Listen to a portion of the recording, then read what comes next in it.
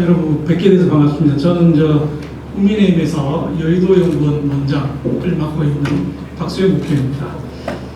제 고향이자 지역구가 있는 부산에서 탄소 중립 에너지 대전환 포럼 진행이 되게 돼서 너무 기쁘게 생각합니다. 벌써 3회째고 제가 1회째도 같은 기억이 납니다만 이렇게 잘 진행이 되고 있어서 오상준 실장이 제 또 이 문학자하고 가까운데 안 오면 안 된다 해가지고 제가 억지로 이렇게 지금 끌려 내려왔습니다. 입추가 지난 지가 이제 벌써 20일 정도 지났습니다. 이번 여러분 지나시면서 잘 보셨겠지만은 폭염에, 폭우에, 태풍에 대한민국이 엄청난 피해를 입었는데 사망자도 역대 최대로 지금 많이 나와 있는 상황입니다. 이거 보시면서 우리 이제 기후위기 탄소 중립이라고 하는 것이 그냥 지나가는 일, 학술적인 용어, 남의 일 이런 거 아니다라고 하는 생각을 아마 많이 하셨으리라고 생각합니다. 바로 이런 때에 우리가 이런 에너지 대전환 포럼 하게 된 것은 정말 시적절한 이런 포럼이 아닌가 하는 생각을 하게 됩니다.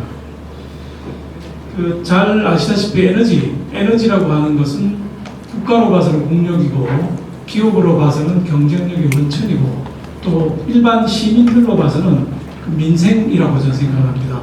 에너지 복지, 전기 복지라는 용어도 우리가 쓰고 있습니다만 에너지 정책, 산업 정책의 한 분야이지만 그 산업의 기반이 되는 그런 것이 바로 에너지 정책이라고 생각합니다. 기후변화에 대한 제 고민은 제가 국회에서 산업통상중소벤처기업위원회 위원이기 때문에 더더욱더 많은 관심을 갖고 보고 있습니다. 저희는 아시는 것처럼 저희 당은 3분의 1 의석밖에 안 되고 3분의 2 의석을 가지고 있는 당 더불어민주당에서는 또 기후변화와 환경 문제에 대해서 굉장히 관심이 높은 정당입니다. 근데 저는 이제 이 더불어민주당이 추진하고 있는 환경 문제는 에너지 문제를 좀 더 근본적으로 바라보고 환경 문제를 보면 좋겠는데 에너지 문제보다 환경 문제를 너무 우선해 두다 보니까 이 에너지 실질적인 효용, 아까 말씀드린 대로 민생, 기업의 경쟁력, 국력 이런 측면을 좀 등한히해서 보는 게 아닌가 하는 생각을 하고 있습니다.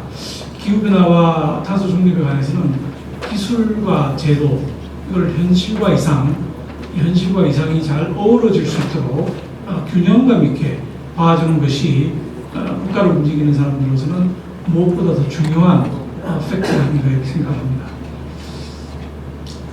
신중하게 가야 된다 이렇게 생각하면서도 또 빨리 가야 되는 측면이 또 있습니다. 왜냐하면 지금 그린 에너지 패권 전쟁 이것이 온 지구를 뒤덮고 있는 주요한 이슈의 하나인데 우리가 너무 늦게 움직이게 되면 패권을 잃어버리고 다시 산업혁명에서 뒤진 것처럼 다시 우리나라가 뒤질 수 있는 우려가 있기 때문에 빠른 걸음으로 가야 된다. 그렇지만 현실과 이상이 잘 조화된 기술과 제도를 만들어갈 수밖에 없는 어려운 상황에 우리가 처해 있다 이렇게 말씀드릴 수 있겠습니다. 먼저 우리는 유럽을 비롯한 그리고 미국과 이 탄소 중립 이걸 내세우는 거의 겉과 속이 좀 다른 걸 측면을 보지 않을 수가 없습니다. 한편으로는 지구 환경, 지구를 지켜야 된다. 환경을 보존해야 된다고 하는 거룩한 이상이 한쪽에 있습니다. 그런데 이 선진국들이 주장하는 내용의 속은 또 이 친환경 산업, 그린 산업 쪽에 세계 선도를 우리 선진국들이 하고 싶어 한다는 이런 측면도 지우지 않을 수 없습니다. 본인들은 석탄을 기반으로, 석유를 기반으로 제조업 대국으로 성장을 하고 세계 경제 질서를 좌지우지하고 있는데 이 부분이 이제 주도권이 동아시아로 넘어오고 일본과 한국과 중국 쪽으로 넘어오게 되니까 자기들은 새로운 산업으로 진출을 해야 되는데 이제 이 그린 산업, 탄소 중립 산업, 환경 산업 이런 쪽으로 산업의 영역을 넓히면서 세계적인 질서를 만들어가고 있는 상황이라고 생각이 듭니다.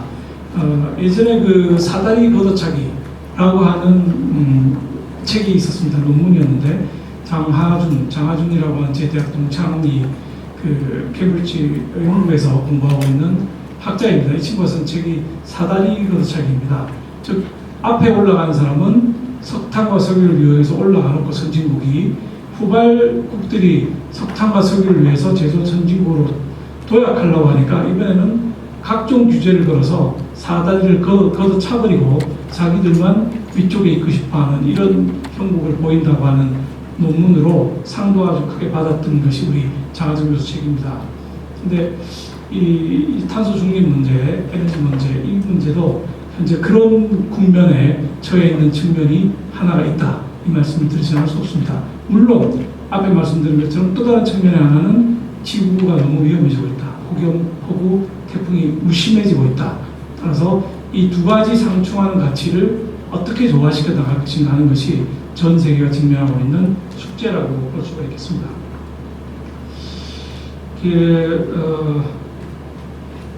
바이든 대통령이 당선되고 나서 이 탄소 중립으로 대변되는 기후 변화라는 것이 글로벌 스탠다드로 지금 가고 있는 상황입니다. 세계가 풍력, 태양광, 그린 에너지, 수소 이런 쪽에 지금 열광을 하고 있는 상황이고요.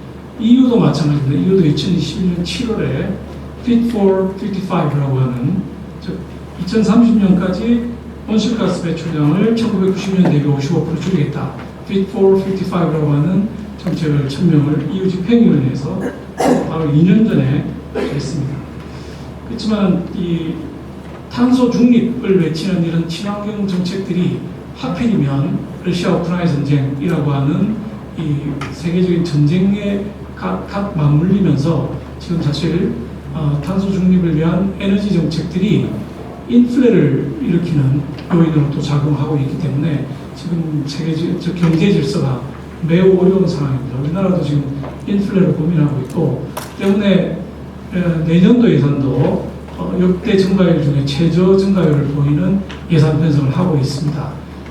물론 뭐 야당인 민주당에서 더불어민주당에서는 예산을 더 확대해야 된다. 우리 당장 35조 원에 달하는 추경을 편성해야 된다고 얘기하고 있는데 이 예산을 확장 재정을 펴는 것은 인플레 요소가 없을 때 하는 것인데 35조 원을 또 추경을 하고 내년도 예산도 700조 원 이상으로 편성하자고 하는 것이 지금 더불어민주당의 주장입니다만은 이런 것들이 지금 세계적인 인플레 상황에 맞지 않는 이런 측면이 있다는 말씀을 드립니다.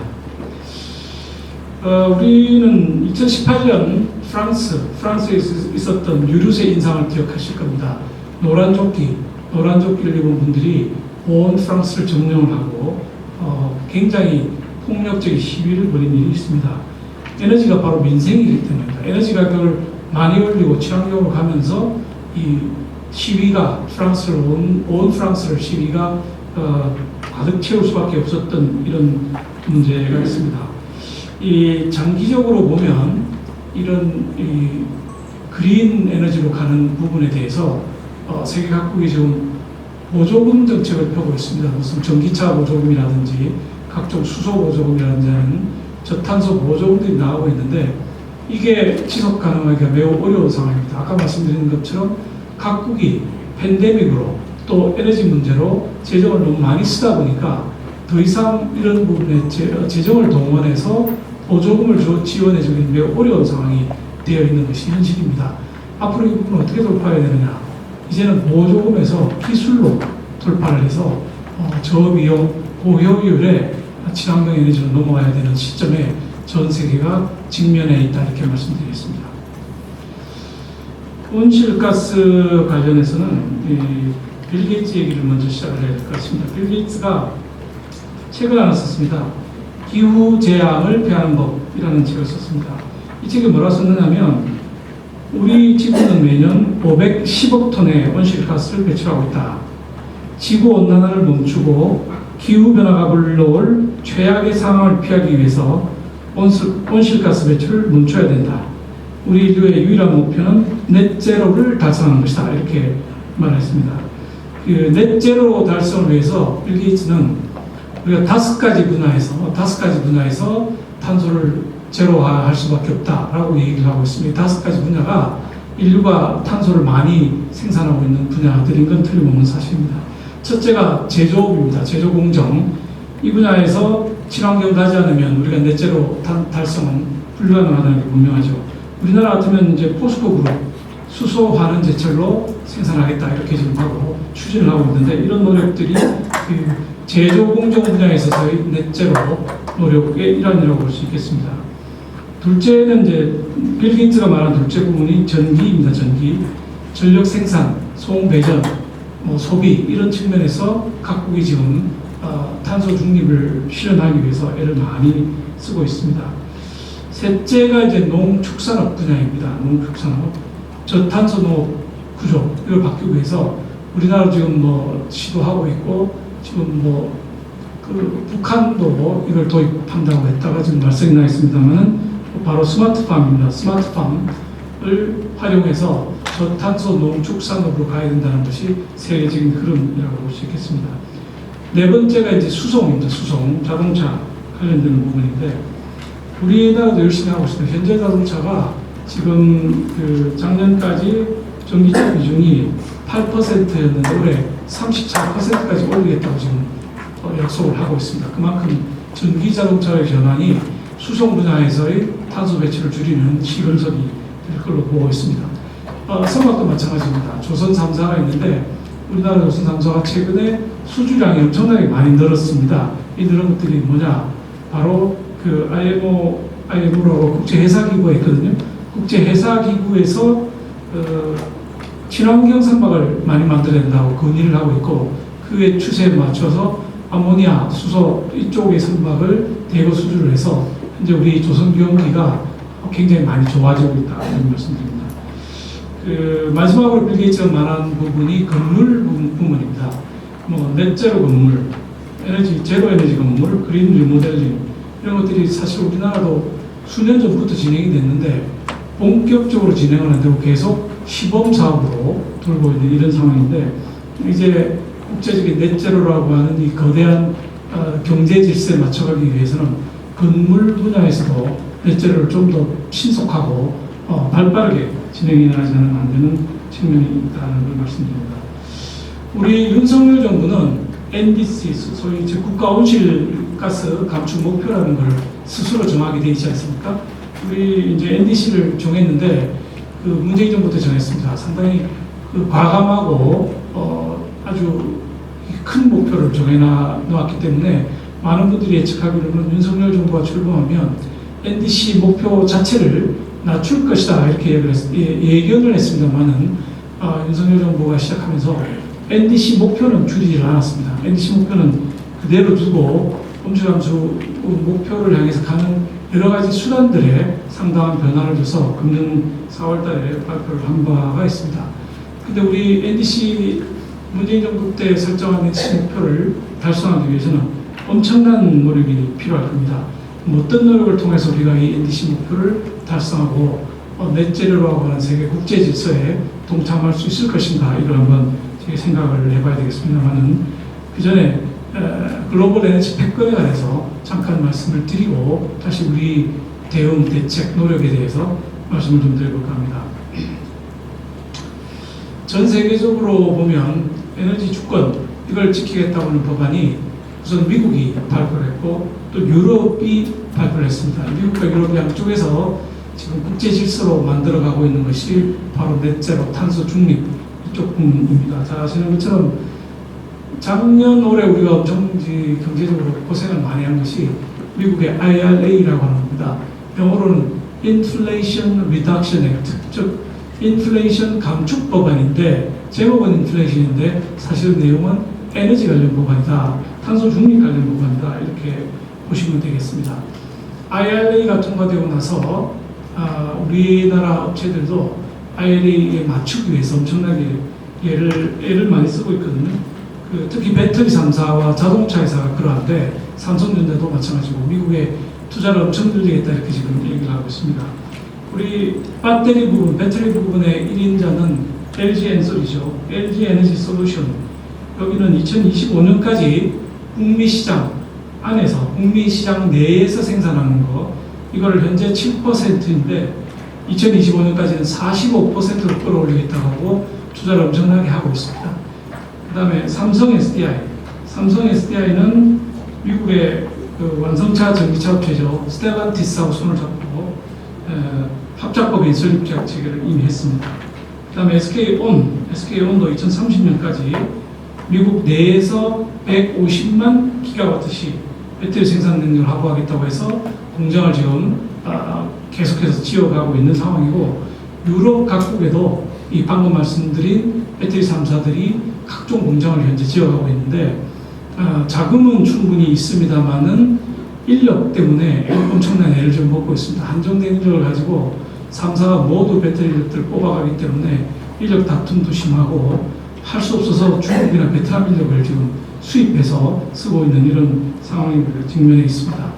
2차 전지가 세계적인 수출 품목으로 등장을 하고 해외 투자를 늘리고 있는 부분, 그리고 그 산업 자체가 커지고 있는 것은 아주 바람직스러운 일이라고 볼 수 있겠습니다만은, 이 산업들이 국내에 정착을 못하고 해외로 자꾸 이전해가고 있는 부분, 이런 부분은 정말이지 가슴 아픈 현실이 아닐 수가 없겠습니다.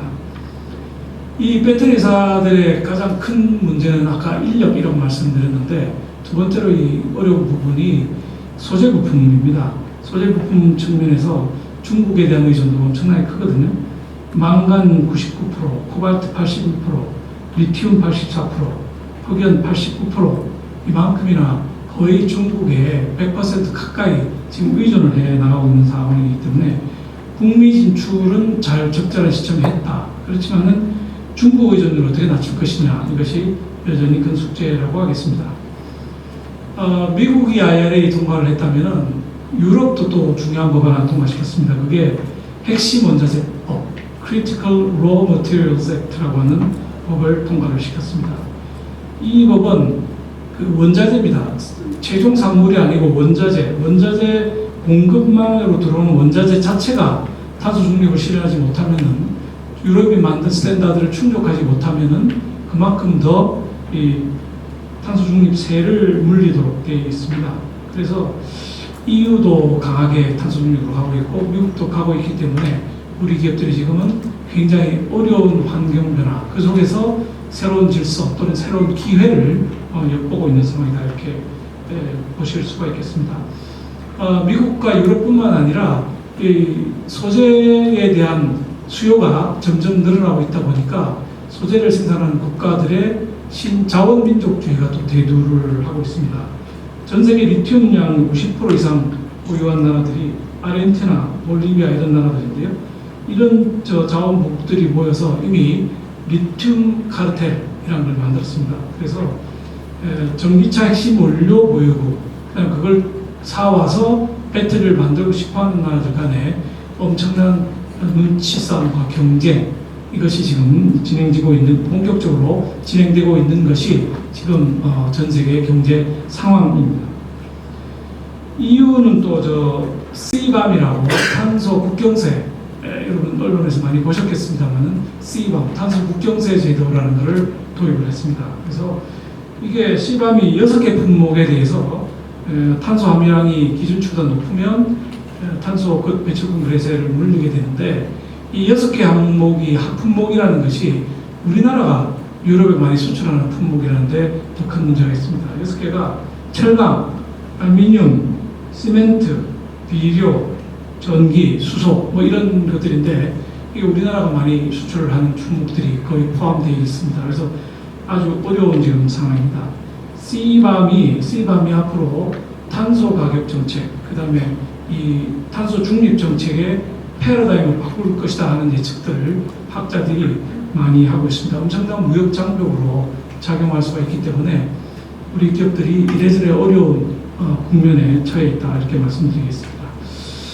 특히 그 대기업은 좀 낫습니다. 현대도 준비하고 있고 삼성도 하고 있고 다 그런데 상대적으로 인력이라든지 자금이 부족한 중소기업들을 위한 정책 지원이 필요할 거라고 보고 있습니다. 우리 정부는 EU에 대해서 CBAM을 우리나라에 적용하는 걸 좀 늦춰달라, 이렇게 계속 합의를 하고 있고, 중국은 말도 안 된다 이렇게 강하게 반발하고 있기는 한데, 지금 흐름으로 봐서는 우리나라나 중국의 노력이 성과를 거두기는 그렇게 쉽지 않아 보인다 하는 것이 문제라고 보겠습니다.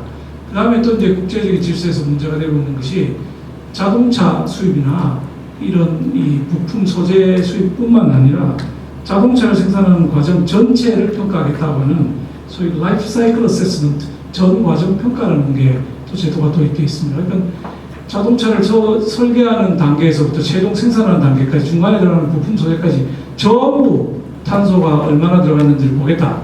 뭐 이렇게 지금 유럽이 생애주기 전체에서 보겠다. 그 다음에 자동차뿐만 아니라 뭐 무슨 물품이든지 생애주기 전체의 탄소 배출량을 보겠다고 나오고 있기 때문에 상당히 지금 어려운 뭐 상황이다. 현대차 같은 경우 대기업들은 적응을 잘 하고 있는데 이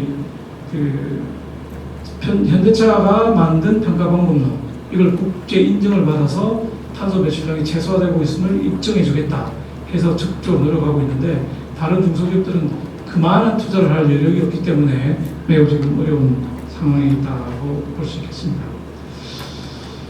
자, 그러면은 이제 우리가 앞으로 그러면 우리는 뭐 어떻게 나가야 될 것인가 하는 얘기를 좀 해보았으면 좋겠습니다. 지금까지 제가 국제 질서가 변하고 있는데 한편으로는 지구를 지켜야 된다는 숭고한 가치가 있는가 하면 한편으로는 선진국들이 사다리 걷어차기를 통해서 자기들의 해결 문제를 계속 유지하고 싶어하는 이런 두 가지 상충되는 가치 속에서 우리 나아갈 길을 찾아야 된다. 근데 국제적으로는 각종 수단을 통해 CBAM이라든지 라이프 사이클 어세스먼트 LCA라든지 이런 여러 가지 방법을 통해서 자기들의 해결문을 계속 유지하려고 들고 있다. 그럼 한국은 앞으로 어떻게 나가야 될 것인가 하는 데 대해서 몇 가지 말씀을 드려보고자 합니다. 제가 대표 발의를 해서 통과가 된 그 매우 중요한 법률이 하나가 있습니다. 그게 분산 에너지 활성화 특별법이라고 하는 법률입니다. 이 법은 원래대로 되면 국회를 통과할 수가 없는 법입니다. 이 법의 내용은 지금 중앙 집중 방식으로 되어 있는 에너지, 즉 우리가 원전이 동해안에 쭉 있지 않습니까? 이거를 송배전망을 통해서 수도권으로 보내고 이래서 전기를 전국적으로 나눠 쓰는 형국으로 되어 있는데 이 방식은 더 이상 안 된다. 이제는 에너지를 생산하는 곳 부분에서 에너지를 직접 쓸 수 있도록 만들어줘야 된다. 그걸 하기 위해서 전기요금 지역별 차등제도 적용해야 된다. 이런 내용이 들어있는 법입니다. 겉보기는 이렇게 간단한 것 같은데 통과되기 위해서는 굉장히 어려운 것이 더불어민주당 국회의원들이 대부분 수도권 국회의원입니다. 이 방식으로 가게 되면 전기를 전혀 생산하지 않는 수도권은 엄청난 전기요금 인상을 겪어야만 되는 상황이기 때문에 정상적으로는 통과가 되기 매우 어려운 부분입니다. 그런데 우리 부산은 부산에서 고리원전의 전기를 생산하고 있지 않습니까? 근데 생산하는 양의 절반도 우리가 못 쓰고 있고 절반 이상을 서울로 지금 송전하고 있는 상황이기 때문에 원전이라고 하는 위험 부담을 안고 사는 부산에는 전기요금을 깎아줘야 된다. 이게 그 법의 내용입니다. 그래서 우리 부산은 좋은데 이 법 통과를 시키는데 부산 의원 18명으로 통과시킬 수는 없는 것이고요. 대다수 절반을 차지하고 있는 수도권 의원들이 찬성을 해줘야 되는데 수도권 의원들은 우리는 뭐 몇 명 없고 서울, 인천, 경기 다 합쳐서 우리 의원은 16명밖에 없습니다. 121명 중에 16명밖에 없고 100명 이상의 의원들이 더불어민주당이기 때문에 통과가 어려울 것이라는 예측이 주로 많았습니다만은 제가 정말 땀을 뻘뻘 흘리면서 1대1로 찾아뵙고 야당 의원들 찾아뵙고 이게 가지 않으면 안 된다. 이 방향으로 갈 수밖에 없다는 걸 설득을 시켜가지고 치열한 논쟁 끝에 겨우 통과를 시켰습니다. 그래서 이제 내년 7월 1일부터는 이 법이 적용이 되게 됩니다. 그러면 이거는 에너지 산업의 패러다임 시프트가 될 거라고 생각합니다. 지금은 한전 중심, 원전 중심, 몇 개 안 되는 원전에서 나오는 에너지로 가지만 앞으로는 각종 분산 에너지 도구들이, 툴들이 시장에 적용되게 될 것이기 때문입니다. 이 법에 따라서 지금 해야 될 것은 우선 중앙정부, 광역지자체, 지방 기초지자체 그리고 기업들 간의 역할 분담이 잘 이루어져야 됩니다. 그래서 신산업이 탄생할 필요가 있을 거라고 생각합니다. 이거는 에너지 운영 시스템의 혁신이기 때문에 이제 이 법으로 제도적 기반을 만들어졌지만 이걸 실제로 적용하기 위해서는 수많은 시행착오가 또 뒤따라야 될 거라고 봅니다만은 거스를 수 없는 대세이기 때문에 이 방향으로 신산업들이 많이 탄생할 거라고 저는 보고 있습니다. VPP라든지 DR이라든지 ESS라든지 등등 여러 가지 새로운 이 신산업, 분산에너지 기술들이 도입될 수 있는 여지가, 토대가 이제 마련되었다, 이렇게 말씀을 드릴 수가 있겠습니다. 저는 이 분산에너지 관련해서 중앙정부는 이걸 시행할 아무런 의지가 별로 없습니다. 산업자원부는 한전이라고 하는 큰 기관을 자기들이 통제를 하고 에너지 산업도 통제를 하고 싶어하는 상황입니다만은, 저는 이제 중앙정부는 에너지 관련 기본 정책만 수립을 하고 구체적인 가격 결정이라든지 집행 결정은 광역자치단체와 기초자치단체를 내려줘야 된다. 그리고 가이드라인만 만들고 기업들이 활약할 수 있도록 새로운 시장을 열어주는 것이 정부가 할 일이다, 이렇게 생각을 하고 있습니다. 앞으로 많은 노력이 더 필요할 거라고 생각이 듭니다. 고리원전이 있는 우리 부산은 발전량이 47,000기가와트시를 생산합니다.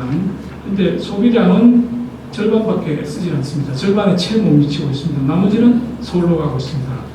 서울은 발전량은 사실 원전도 없고요, 수력 발전소도 없고 화력 발전소 몇 개가 있는데 거기서 생산하는 게, 우리 부산에 생산하는 게 9% 정도, 즉 4,000기가와트시밖에 생산을 안 하지만 소비는 48,000기가와트를 쓰고 있습니다. 따라서 생산과 소비가 이렇게 격차가 나면은 소위 경제학에서 얘기하는 프리라이드의 문제가 생겨서 서울은 그냥 생산을 안 하면서 이득은 많이 버는, 그래서 기업들은 돈 많이 몰리고 부는 서울로 집중되는 이런 지역 구조를 가지고 있기 때문에, 앞으로 이 법에 따라 내년 7월 1일 날 분산에너지 사업 특구라는 게 지정이 되게 됩니다.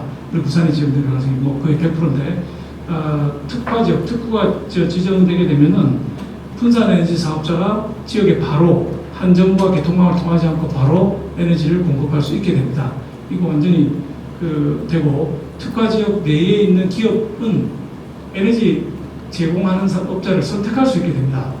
뭐 한전에서 살 수도 있고 비싸게 써도, 그 다음에 B로부터 살 수도 있고 C로부터 살 수도 있고 여러 업체로부터 골라서 살 수 있기 때문에 분산에너지 사업자들 간에 무한 경쟁이 벌어질 거다, 이렇게 보고 있습니다.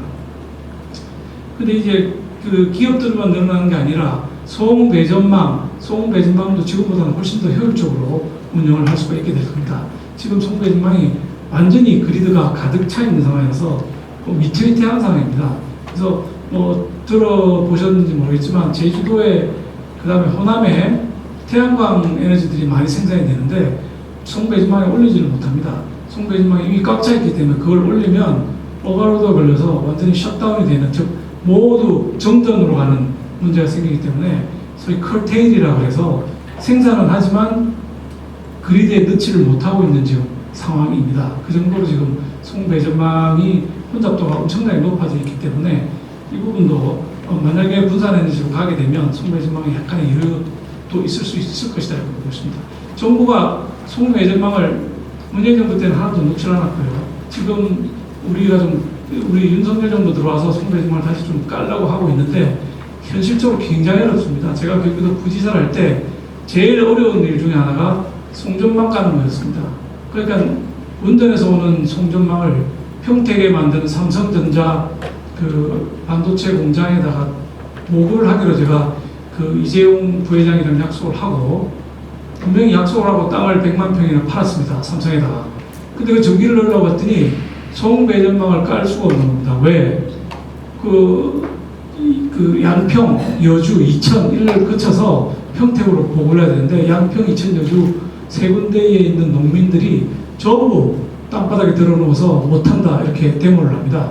게다가 저는 왜 그런지 모르겠는데 가톨릭 정의구현 사재단의 신부님들까지 가설해서 땅에 들어누워 있는 바람에 부지사인 제가 갔다가 사실 죽을 뻔했습니다. 뭐 곡괭이 들고 쫓아옵니다. 그래서 이거 앞으로 송배전망 까는 게 정말 어려운 일이겠다. 그분들은 요구하기로 지중화를 해달라고 부탁합니다. 근데 울진에서부터 평택까지 전부 지중을 하면 이거 뭐 배보다 몇 고기 더 큰 거죠. 전기 수송 비용이 더 들게 되는 이런 문제가 있어서 결국은 마음으로 송전탑을 만들어서 가야 되는데, 아까 말씀드린 대로 주민들의 반발이 너무너무 심하고 종교단체까지 끼어들어서 반발을 하니까 현실적으로는 앞으로 송배전망 확보하기가 매우 거의 불가능한 일이 아닌가 생각하고, 분산에너지는 그래서 더더욱 불가피한 정책의 방향이라고 생각합니다. 자, 탄소 중립 우리가 하게 되면은 생각은 globally, think globally. 근데 에너지 소비는 지역으로 분산해서 act locally 이렇게 think globally, act locally 하면서 에너지를 우리나라 내부에서는 새로운 에너지 가버넌스를 만들어갈 수밖에 없는 상황이 아닌가 생각합니다. 그 다음에 그린 텍소노미가 있습니다. 유럽에서 이제 그린 텍소노미를 처음에 원전을 빼고 발표를 했었습니다. 그러다가 이제 작년 말에 발표한 새 그린 텍소노미에는 그 원전도 탄소 중립 에너지라고 판단을 하고 거기다 넣은 겁니다. 그런데 실적으로 이 신재생 에너지만 가지고 탄소 중립하는 게 해보니까 유럽도 이게 도저히 안 되겠다 이런 판단이 섰다고 볼 수가 있습니다. 그래서 그 텍소노미에 들어가게 되면 그린 텍소노미에 들어가게 되면 미국과 유럽의 금융기관들이 융자를 내주는 대상이 되게 됩니다. 이 이제 탄소 중립이 아닌 산업들에는 대출을 안 해주는 이런 지금 흐름을 보이고 있는데 그 기준, 대출을 받을 수 있느냐 없느냐는 기준이 바로 그린 텍소노미입니다. 이 그린 텍소노미에 원전도 들어가고 아까 말씀드렸던 DR이나 VPP나 ESS 같은 여러 가지 그 신에너지들이 들어가 있기 때문에 이런 것들을 포함한 뉴 그린 텍소노미가 발표됐기 때문에 우리는 이걸 이용해서 원전도 산업을 키워가고 새로운 신재생에너지 쪽에 속도도 맞춰가는, 다시 말해서 우리나라 윤석열 정부의 에너지 정책의 기본은 원전과 신재생에너지가 두 바퀴로 가는, 양날의 바퀴로 가는 이런 에너지 믹스로 갈 수밖에 없는 것이 지금 우리나라의 상황입니다.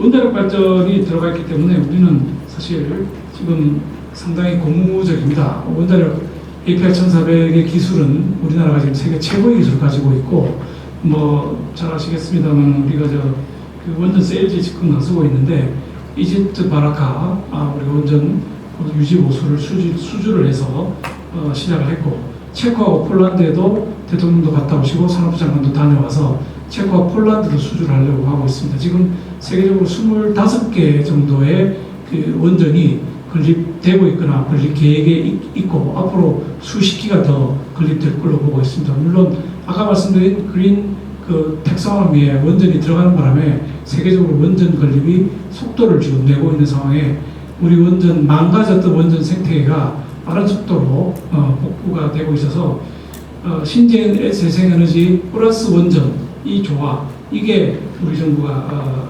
2050 탄소 중립 달성을 위해서도 우리도 원전과 신재생에너지 양립하는 방식으로 갈 수밖에 없는 것입니다. 그다음에 하나 말씀드려야 될 게 이제 많은 분들이 혼돈하고 있는 부분이 R200이라고 지난번 대선 때 그 이슈가 됐던 거예요. R200 아느냐 이렇게 물어가지고 저도 사실 그때 R200은 아는데 그 단어를 말씀하시는 톤이 R200이 아니고 리백이라고 이렇게 얘기하는 바람에 저게 뭘 얘기하는지 잠깐 헷갈렸는데 R200은 그 생산 과정에 100% 재생에너지만 쓰겠다는 거 아니겠습니까?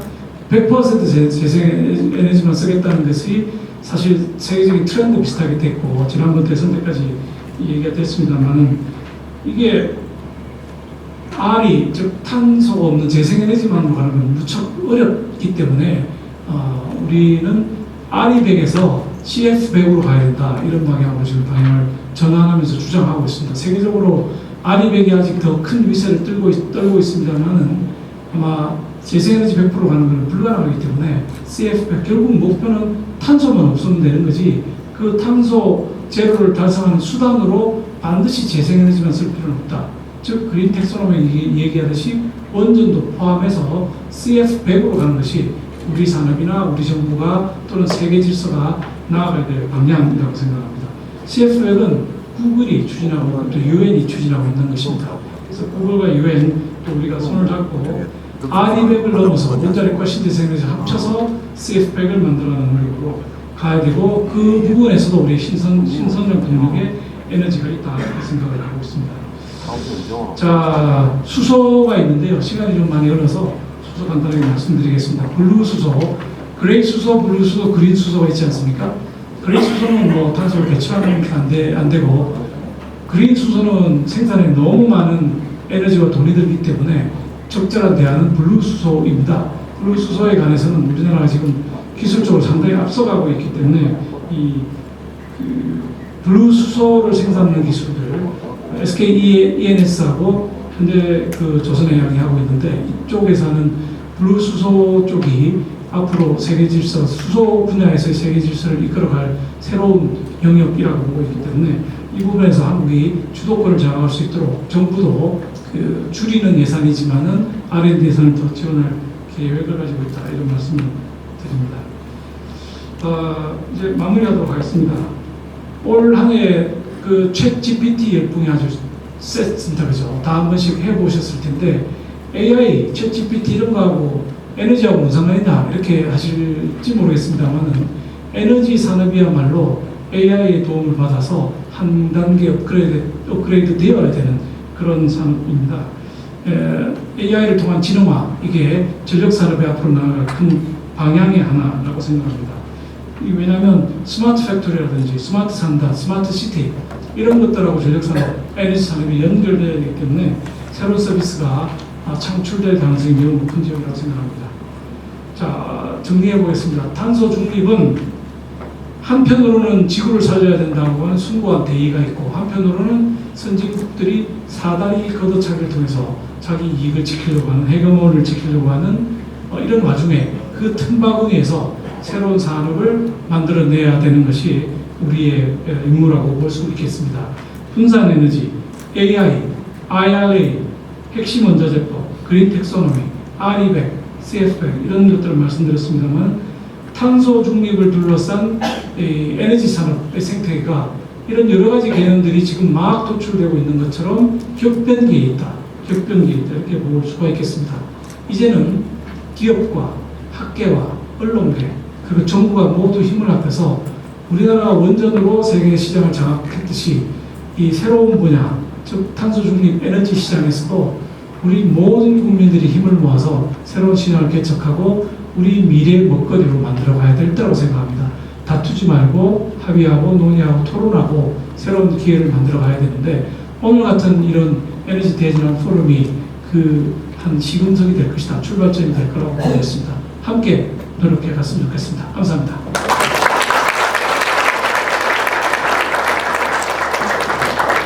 네, 감사합니다. 대한민국 국회 박수영 의원께서 기자회견서를 해주셨습니다.